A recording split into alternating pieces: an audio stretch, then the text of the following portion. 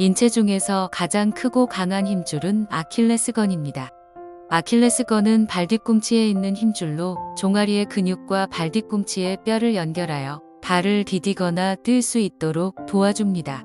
그런데 사람들은 치명적인 약점을 말할 때 아킬레스건이라고 말합니다.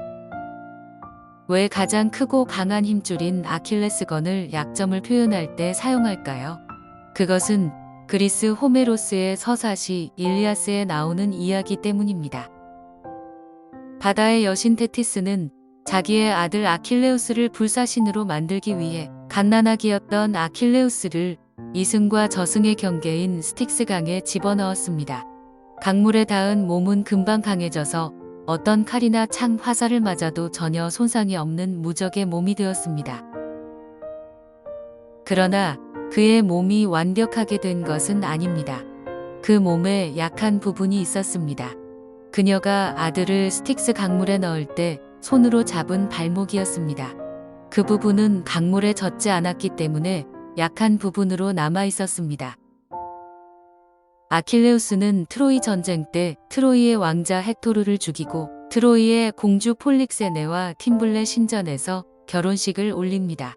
아킬레우스는 결혼 첫날 밤 신부와 침실에 들어갔는데 바로 그때 신상 뒤에 숨어있던 트로이의 영웅 파리스가 쏜 화살에 발뒤꿈치를 맞아 죽고 말았습니다. 그 후 발뒤꿈치 위의 힘줄을 가리키는 아킬레스건은 치명적인 약점을 의미하는 말로 쓰이게 되었습니다. 성경을 읽어보면 위대한 인물들이 많이 등장합니다. 그들에게 강점도 있었지만 약점도 있었습니다. 아브라함은 그의 고향 갈대아 우르에서 하나님께 부름을 받아 너는 너의 고향과 친척과 아버지의 집을 떠나 내가 내게 보여줄 땅으로 가라 라는 하나님의 명령을 받고 그대로 순종하여 가나안 땅에 들어갔습니다. 그는 하나님을 철저하게 믿었으나 사람을 두려워하는 나약한 성격이 있었습니다. 그는 2번이나 자기 아내를 누이라고 속여서 다른 남자의 품에 안겨줄 뻔했습니다.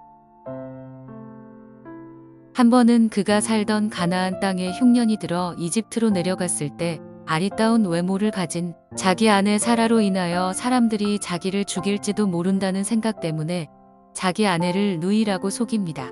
이집트 왕 바로가 사라의 아름다움을 보고 그녀를 데리고 가서 아내로 삼았습니다. 이후 하나님이 바로의 집에 저주를 내리자 바로가 두려워하여 사라를 아브라함에게 돌려줍니다.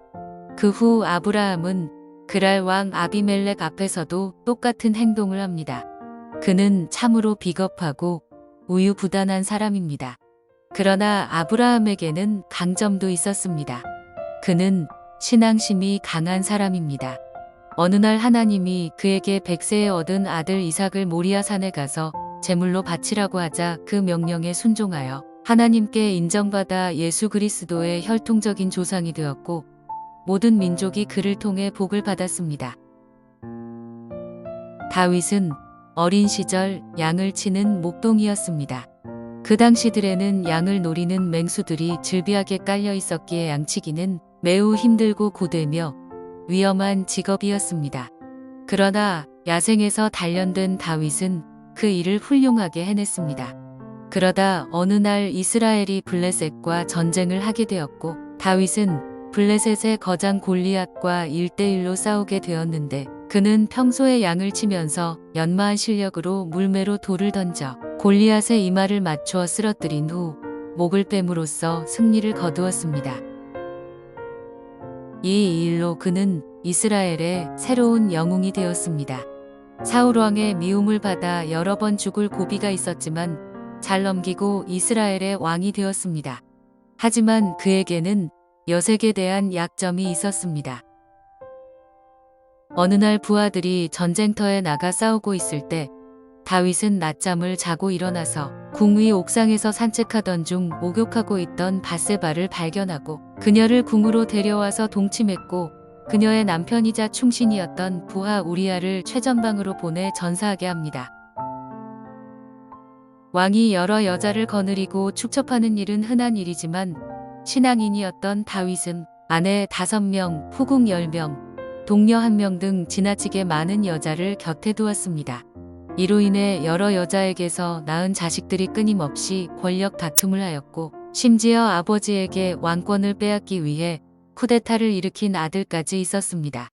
오빠가 친자매를 강간한 일로 인해 형제끼리 보복 살인하는 사건도 있었습니다.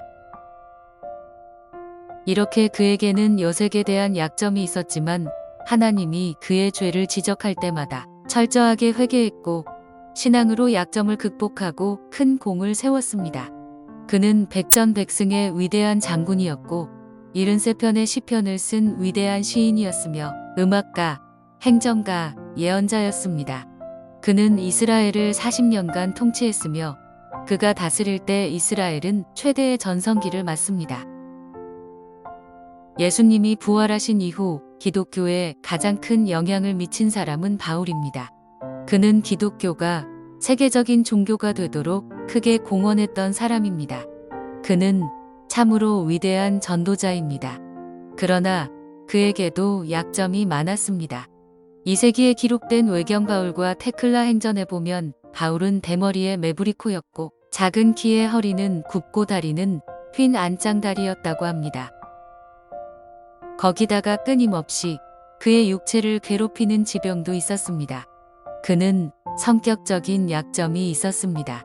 지나친 자기 고집과 혈기 때문에 그가 본격적으로 복음 전파를 할 수 있도록 길을 열어준 바나바와 다투고 결별하였고 마가 요한과 등지는 일도 있었습니다. 그러나 그는 나중에 그 약점을 극복하고 더 강한 자가 되었고 불편한 관계였던 동역자들과 화해했습니다.